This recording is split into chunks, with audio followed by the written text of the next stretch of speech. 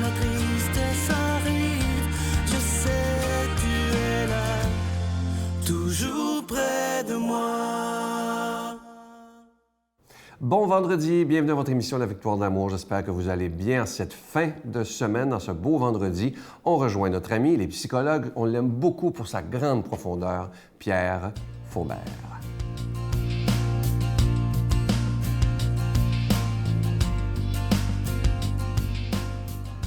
Mentir dans le couple. Je peux vous dire, j'ai été expert là-dedans et je le vois maintenant dans les personnes que je rencontre, les couples.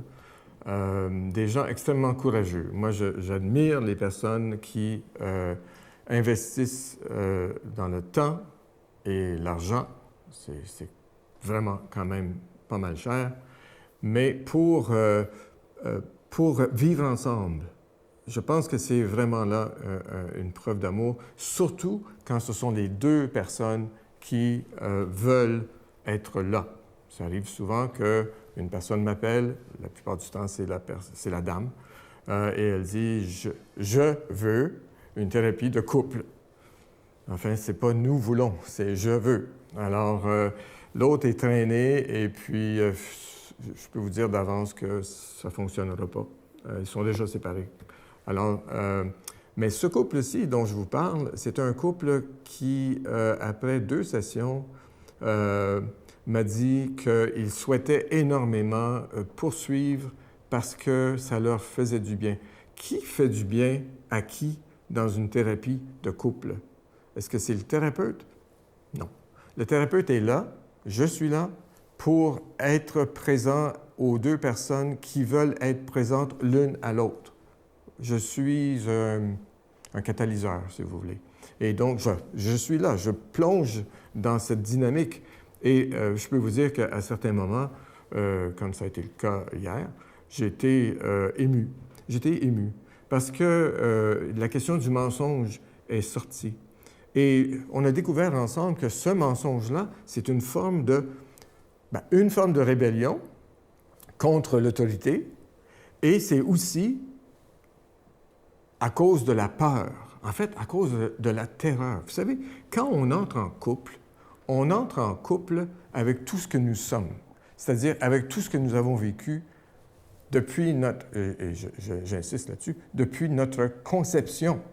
Même à l'intérieur du sein maternel, si la mère n'a pas voulu l'enfant, et ça, je l'ai vu, ça, peut-être même je vous en ai déjà parlé, qu'une mère qui ne veut pas son enfant, l'enfant va le sentir, et à ce moment-là, aura beaucoup de difficultés dans ses relations sociales, psycho-affectives, parce que cette personne va déjà se sentir rejetée avant même d'entrer en relation avec les autres.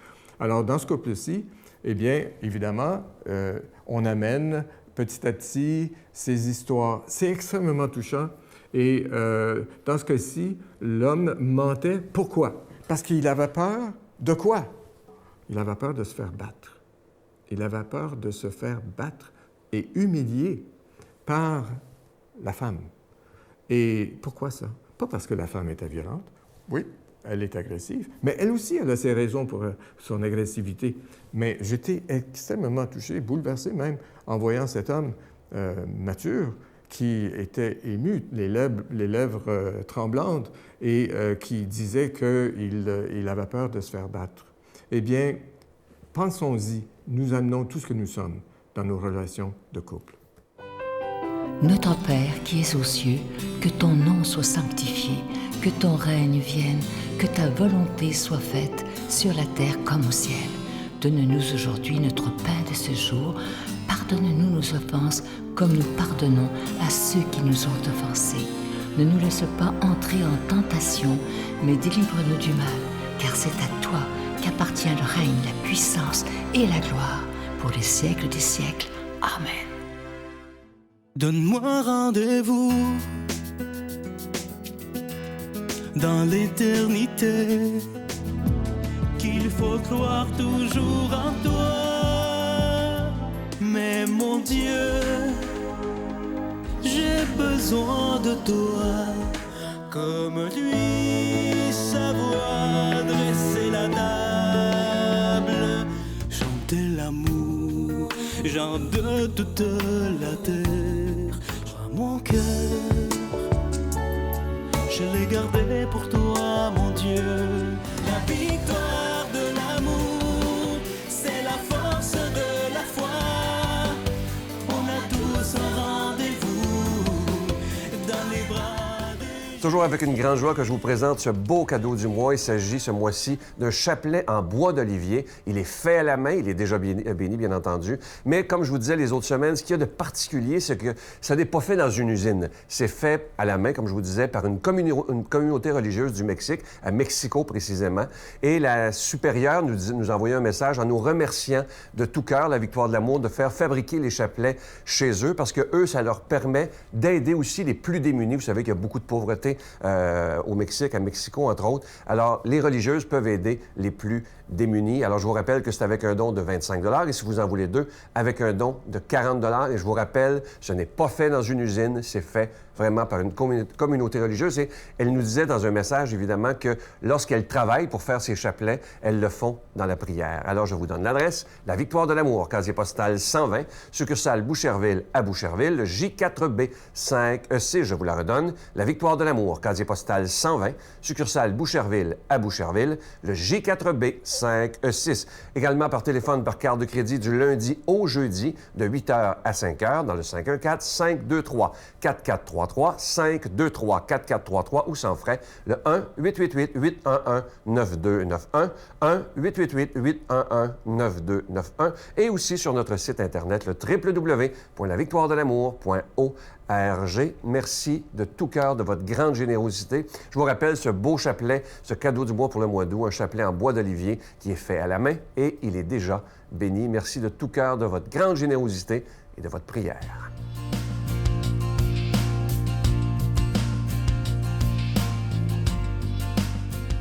Mon Dieu, donnez-moi la sérénité d'accepter les choses que je ne peux changer, le courage de changer les choses que je peux et la sagesse d'en connaître la différence. Amen. Aujourd'hui, la parole de Dieu est proclamée par notre ami l'abbé Stéphane Roy.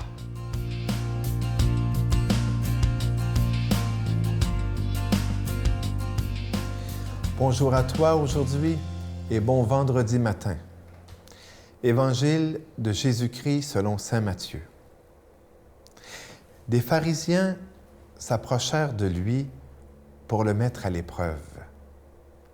Ils lui demandèrent, « Est-il permis à un homme de renvoyer sa femme pour n'importe quel motif? » Il répondit, « N'avez-vous pas lu ceci?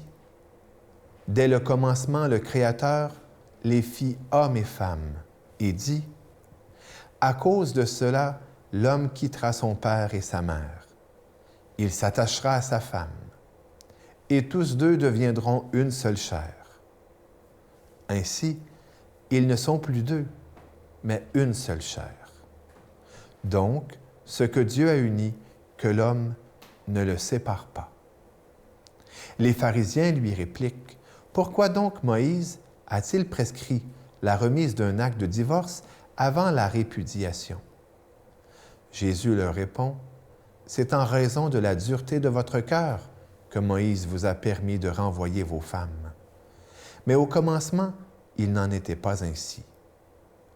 Or, je vous le dis, si quelqu'un renvoie sa femme, sauf en cas d'union illégitime, et qu'il en épouse une autre, il est adultère. » Ses disciples lui disent, « Si telle est la situation de l'homme par rapport à sa femme, mieux vaut ne pas se marier. » Il leur répondit, « Tous ne comprennent pas cette parole, mais seulement ceux à qui cela est donné.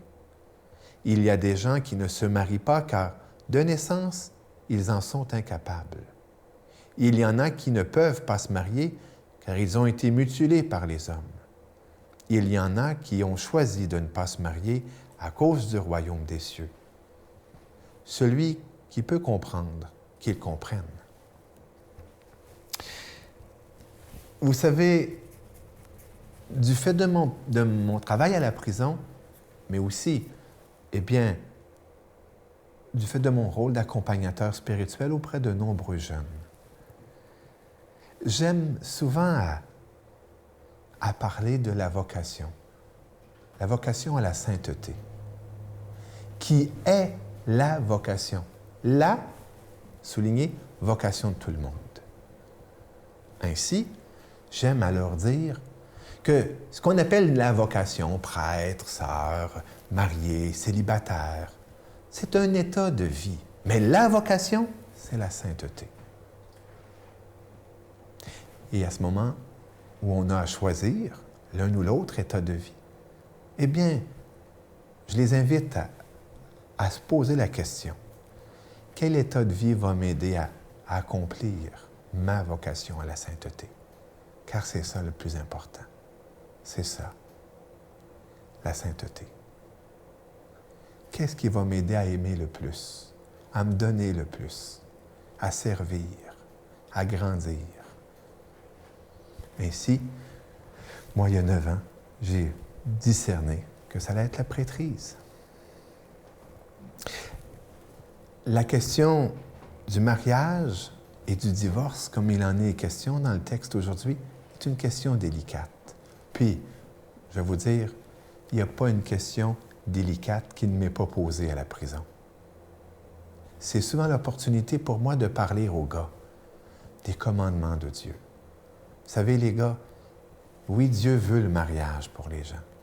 Mais parce qu'il veut le mariage pour les gens, il a voulu aussi la chasteté avant le mariage pour les gens. Parce que j'ai dit, vous savez, les gars, vous en avez fait l'expérience. Quand on couche avec une fille, quand on fait l'expérience de l'amour, souvent, avant de même connaître la personne, souvent, ça nous prend du temps avant de la connaître. Puis là, je les regarde, je dis, est-ce que vous avez déjà connu de ces filles-là, vous avez connu leurs défauts seulement 3-4 ans après? Pourquoi vous ne l'avez pas vu avant? C'est parce que vous étiez aveuglé.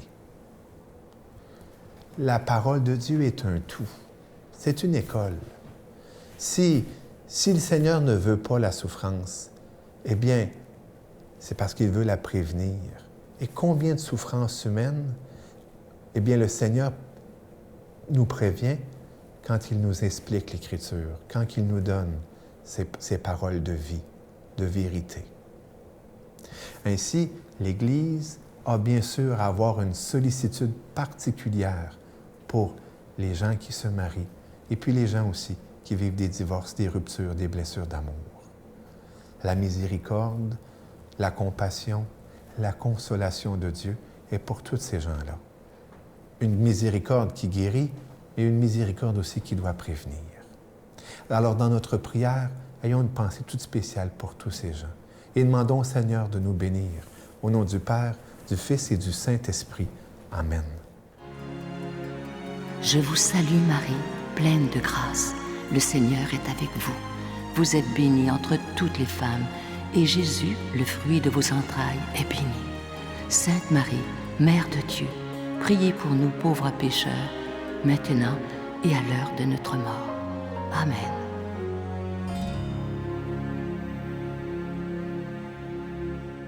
Je vous invite à ne pas manquer l'émission de dimanche, comme on le fait tous les 6 semaines environ, de ce grand privilège d'avoir notre ami, ce conférencier international Franck Nicolas. Et en fin de semaine, il va nous parler d'un sujet, et c'est assez spécial, il a donc raison. On va développer se plaindre dans la vie, ça sert à rien. Ça fait juste éloigner des gens autour de nous parce que parfois, il y a des gens qui n'en peuvent plus d'entendre quelqu'un se plaindre sans arrêt. Il va nous donner des trucs justement pour être capable de mieux vivre notre vie. Alors, à ne pas manquer ce dimanche, je vous le dis, c'est un grand privilège de l'avoir avec nous une fois toutes les 6 semaines. Écoutez bien ses conseils parce qu'il aide des milliers de personnes à travers le monde. Bye. De se plaindre, vous devez juste prendre conscience que ça ne fait que sauver votre ego dans l'instant. Ça ne résout pas votre problème. Et la plupart du temps, les gens qui se plaignent le plus font le moins. Et ça a toujours été vérifié.